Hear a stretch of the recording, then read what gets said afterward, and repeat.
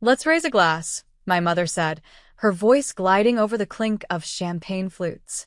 "To my beautiful daughter Rachel, our star, our pride, the one who actually finished something."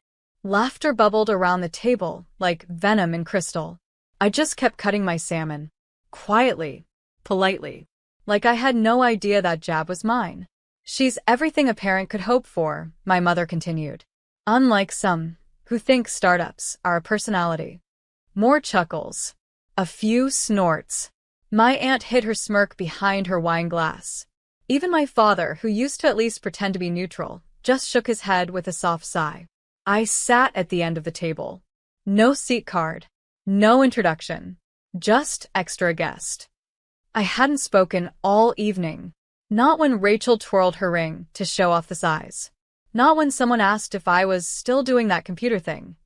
Not even when they told the story of how poor Olivia moved back home last year, conveniently leaving out that it was to nurse our dying grandmother while they were in Spain for a month.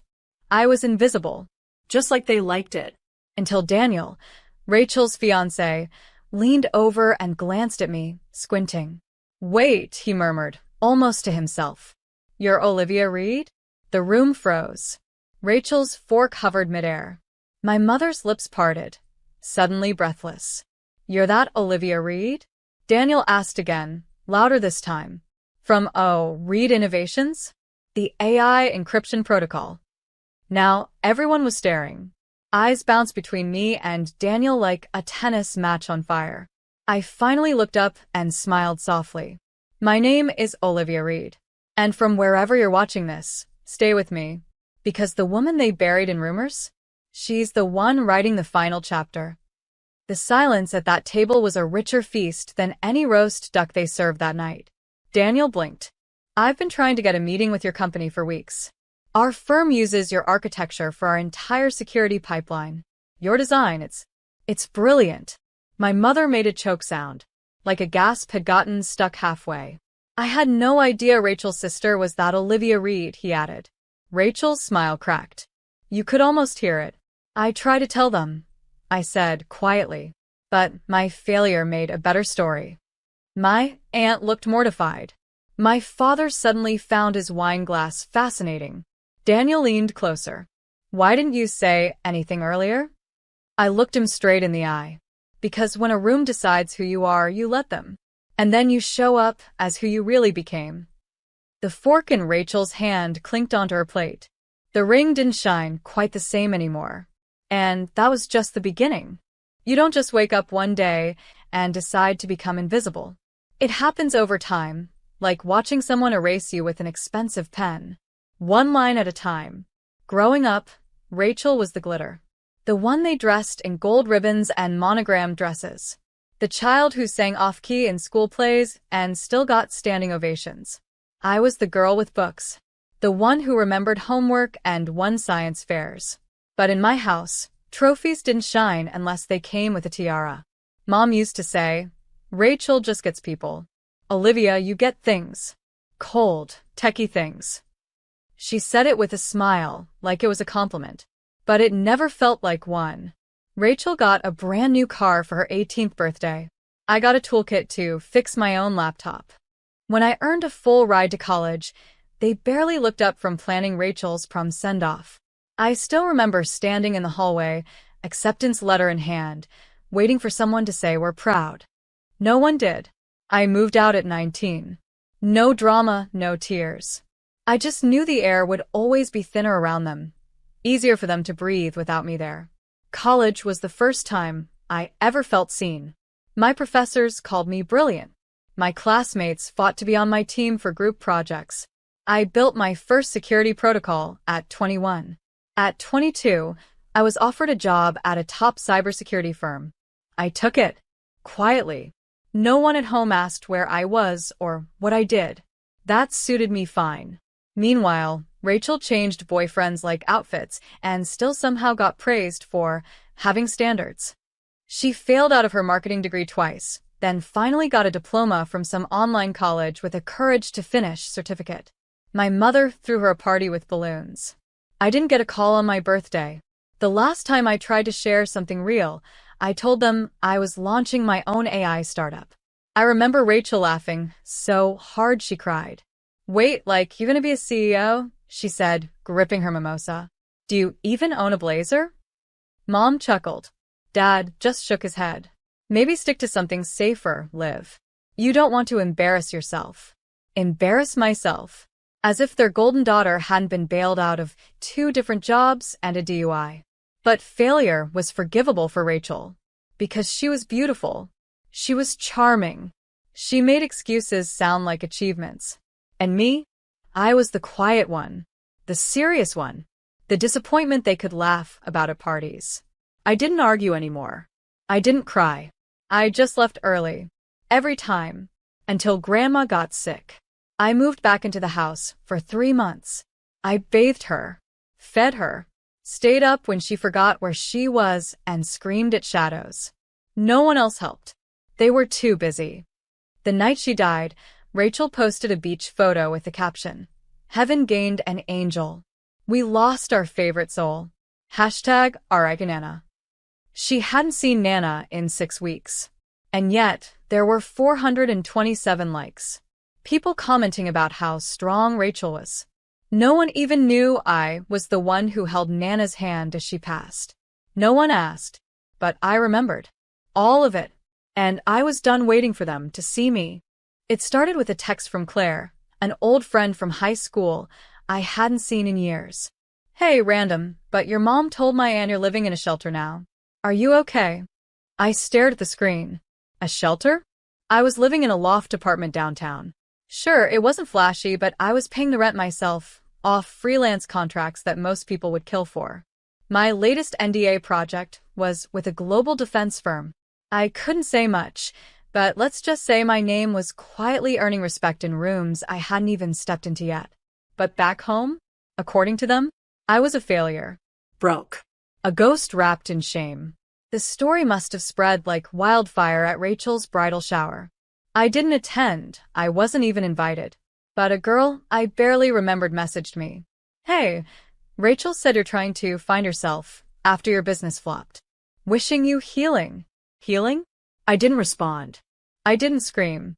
I didn't call my mom and demand the truth. Instead, I drove to a cafe, opened my laptop, and spent 6 hours rewriting the core of my encryption prototype. Then I submitted it to a lead investor with one line. "You'll want to see what Reed has built." They replied the next day. "Can we set a meeting?" I didn't need my family's approval, but the betrayal still hit in waves, especially when I saw the photos from the shower. Rachel beaming in white. My mom hugging her from behind.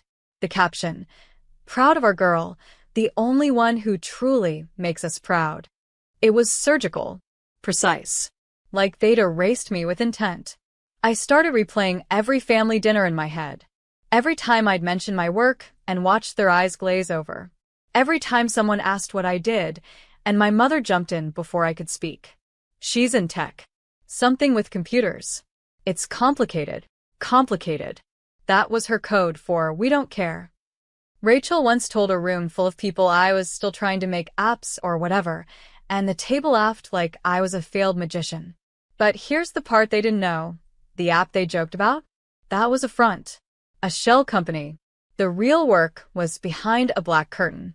I was already in talks to license my encryption framework to a government-adjacent firm. I wasn't just in tech. I was building the software they'd use to protect national elections. And they said I was in a shelter. I let them talk. Because people like them? They can only see value when it sparkles on a dress or stares back from a gold-plated invitation. My work didn't come with glitter. Just code. And silence. But silence, when used right, is power. I didn't tell them about the deal. I didn't post about the funding. I just waited. Watched. And prepared. Because they weren't just painting me as a failure, they were cashing in on that narrative. My pain was Rachel's sympathy points.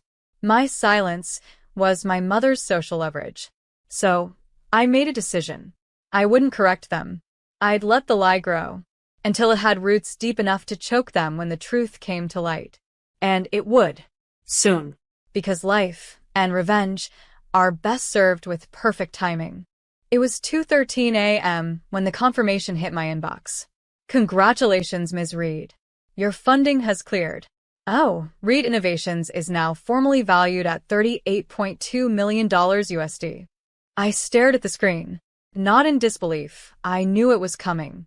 I'd built it line by line of code by line of grief. But still, the moment made my chest ache. Not because I'd made it, but because I knew I wouldn't be able to tell anyone who was supposed to matter. The girl my family called a failure had just signed a deal with a tech giant that ran security infrastructure in over 20 countries. And they still thought I lived in a basement apartment eating tuna out of cans. Let them. Let them laugh at the dust while I built an empire in silence. I wasn't just a CEO. I was an architect of systems, of strategy, and now of poetic revenge. Oh, Reed Innovations was anonymous by design. My face wasn't on the website. My name wasn't on the press release. The logo? Just a single dot and a /. Minimalist. Sharp. Undeniable. My real name only existed in NDAs and encrypted contracts until I chose otherwise. Then came the irony. 3 weeks after the funding, I got a LinkedIn message from someone named Daniel Wyatt. Hi, Olivia. We've never met, but I work at Ytech Security. Our team is trying to reach Reed Innovations about licensing the 9 encryption protocol. It's honestly revolutionary. I blinked. Rachel's fiancé. Of all the men, in all the firms, in all the industries, it had to be him. He didn't know who I was. Not yet. I didn't reply. Instead, I forwarded the message to my licensing coordinator and instructed them to not respond just yet. Let them wait. Let him squirm in limbo a little longer. The longer the silence, the louder the name would echo. Then the final piece fell into place. Rachel's engagement dinner. My mother sent a group email.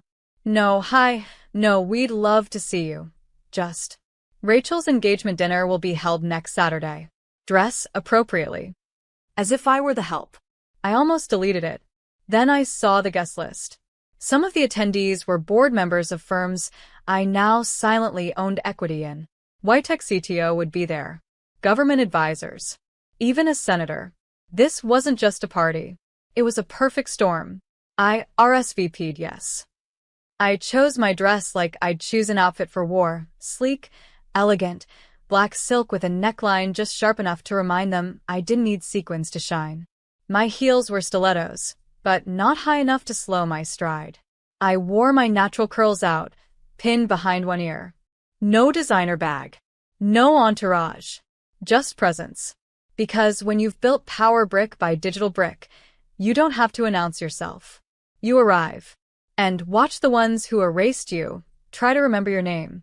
The night came. The lights were soft. The music expensive. Rachel wore white like a desperate bride in waiting, floating from table to table with a flute of rose and a practiced laugh. I sat near the end. Again. No fanfare. No seat card. Just the girl they all thought they knew. Until her fiancé locked eyes with me. And the code, the real one, started to crack.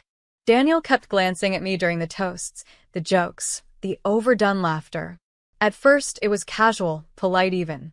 But the longer the night stretched, the more intense his stare became. Finally, he leaned toward Rachel and whispered something. She smiled, brushed him off, and went back to entertaining their table. But Daniel wasn't done. He stood, walked over to where I was seated, and crouched slightly, as if seeing me clearly for the first time. Sorry, he said, his brows knitting together. You're Olivia Reed, right? I nodded once. His jaw tightened. Wait, the Olivia Reed? From Reed Innovations. It wasn't loud, but it didn't need to be. The air left the room. I felt Rachel's posture stiffen behind me. Her laughter stopped mid-note. My mother, who'd been regaling a guest with a story about Rachel's job interview, one Rachel didn't even get, froze with her wine glass halfway to her lips. Are you kidding me? Daniel said again, louder now, blinking like he'd just seen a ghost. You're the one who built the 9 protocol. I've been trying to get a meeting with your firm for months. I didn't smile. I didn't gloat. I just met his gaze and said calmly, that's me. Silence. Heavy, loaded, humiliating silence for them. My mother spoke first, a shaky attempt at laughter. Well, Olivia dabbles in a lot of things. You know how startups are. No. Daniel cut in, standing fully now, addressing the room. This isn't dabbling. This is one of the most advanced encryption architectures in the global market. Her design could redefine digital infrastructure. Rachel's hand clenched around her wine glass. Her voice trembled. You never said she was in tech. He turned to her. You never said she was the Olivia Reed. Eyes turned. Conversations died. Somewhere, a spoon dropped and clattered against a plate. I sipped my water. Then I turned to Rachel, my voice soft. You told everyone I failed. You didn't think that would ever reach someone who knew the truth. Rachel's lips parted, but nothing came out. I didn't want to ruin your dinner, I continued. But I also didn't come to correct the record. I came because I wanted salmon and silence. One of those is still on the plate. Daniel looked down at me like someone who just realized the diamond was sitting in the dirt the whole time. He ran a hand through his hair, trying to piece things together. I don't get it, he said. Why hide all this? I looked straight at my mother. Because in this family, the truth isn't as useful as the version that gets more sympathy. My aunt coughed. My father found interest in a centerpiece. Rachel stood, shaky, fake smile plastered on. Let's cut the cake. But the energy had shifted. Permanently. Guests now whispered about me. Not as a tragedy, but as a revelation. I heard one woman murmur, "She's that Olivia Reed?" Another replied, "I thought she was broke?" Daniel didn't move from my side. He just kept looking at me like he'd missed the plot of the story he thought he was starring in. I finished my salmon, pushed back my chair, stood. Enjoy the cake, I said. And I left without saying another word. But the silence I left behind? It roared louder than anything I could have screamed.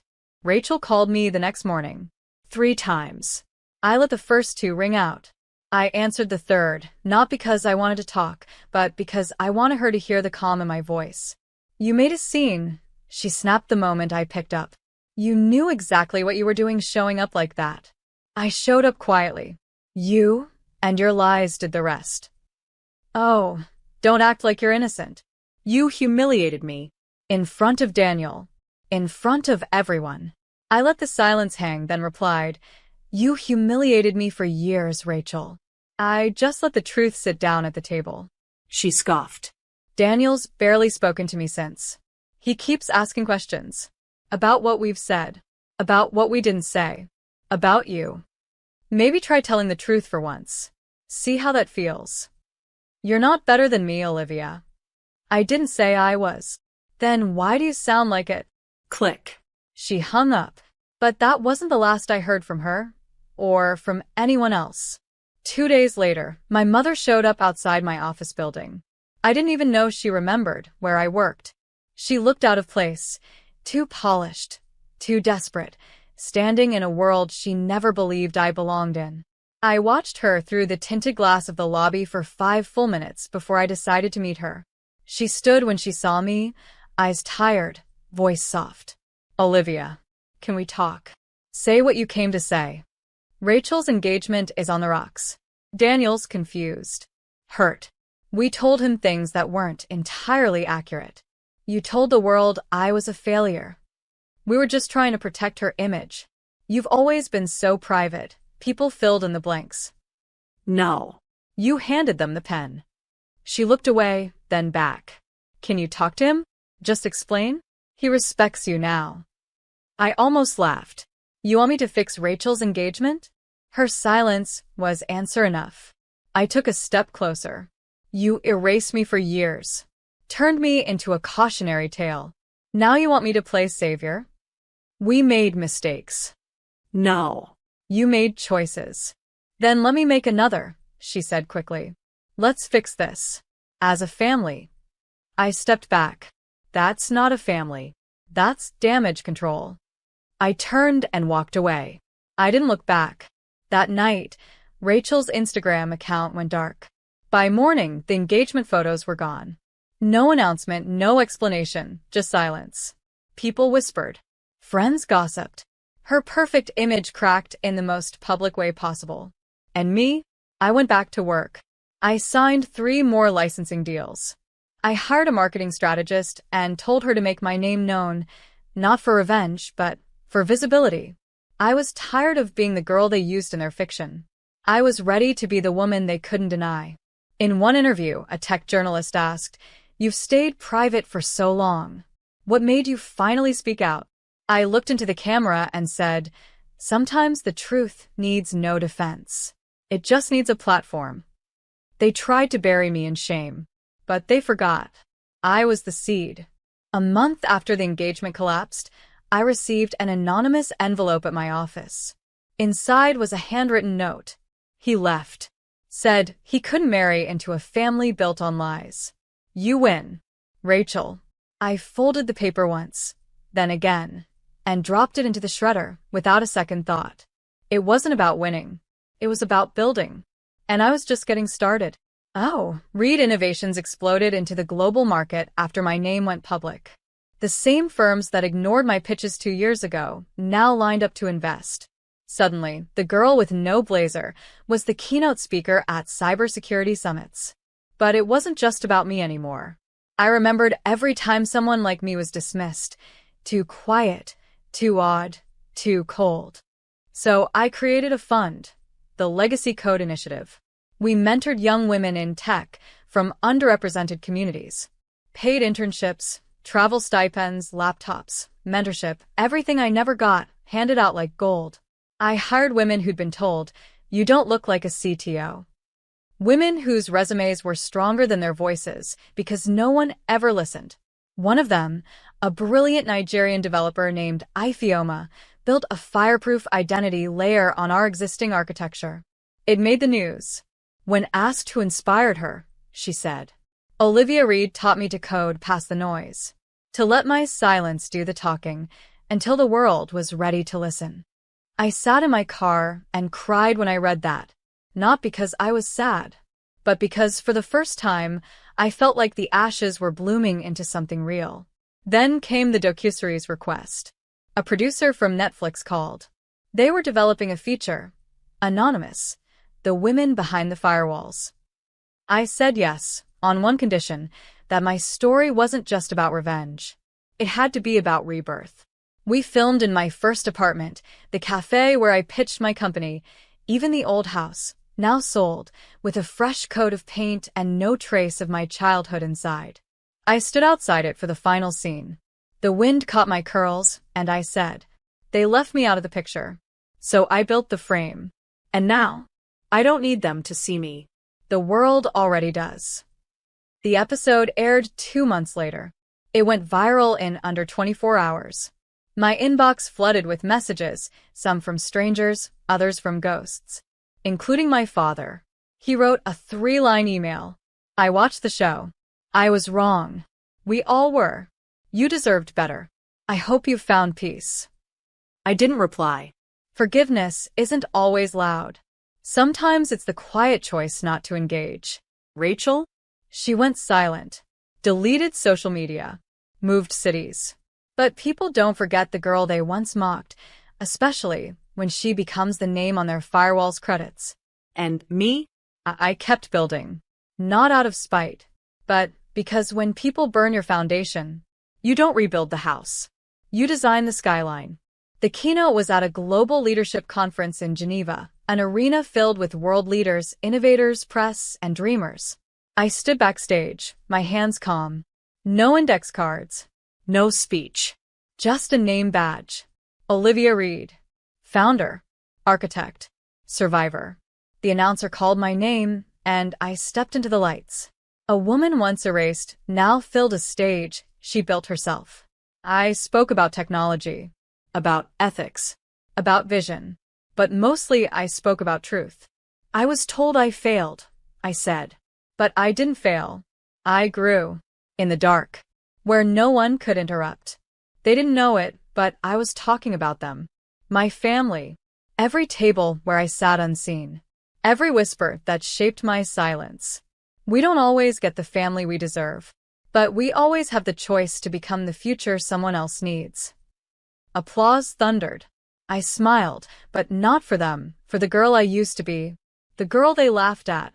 The one who held on to dignity when all they gave her was doubt. Later that night, I took a walk through the city. No bodyguards. No fans. Just me. And my name. I passed a newsstand with a magazine cover featuring me mid-speech. The headline read, Olivia Reed, the woman who coded her way out of silence. I picked up a copy. I didn't need it, but something about holding it in my hands felt full circle. When I got back to my hotel, there was one last surprise. An envelope slipped under the door. No return address. No handwriting. Inside, just a photo, old and curling at the edges. It was me, at 15, standing awkwardly at one of Rachel's birthday parties, holding her cake while she posed. My mother's hand on Rachel's shoulder. No one looking at me. On the back, written in perfect cursive. I see you now. I'm sorry, Mom. I sat down on the edge of the bed, the photo trembling in my hand. For a moment, I let the ache rise, not because I wanted her apology, but because I'd spent so long needing it. I placed the photo back in the envelope and slid it into the drawer. Then I picked up my laptop, opened a doc, typed the title of my next initiative, the Reed Legacy Fund for Girls Who Are Ignored. Fully funded, open worldwide, accepting dreams no one else wanted to hear. Because that's the legacy I chose. Not a spotlight, not revenge, but quiet justice, paid forward in opportunity and dignity. I closed the laptop, stood, and whispered to no one, but maybe to that girl in the photo. We didn't just survive. We redefined the story. Outside the window, the lights of Geneva shimmered like code waiting to be written. And this time, it was my name on every line.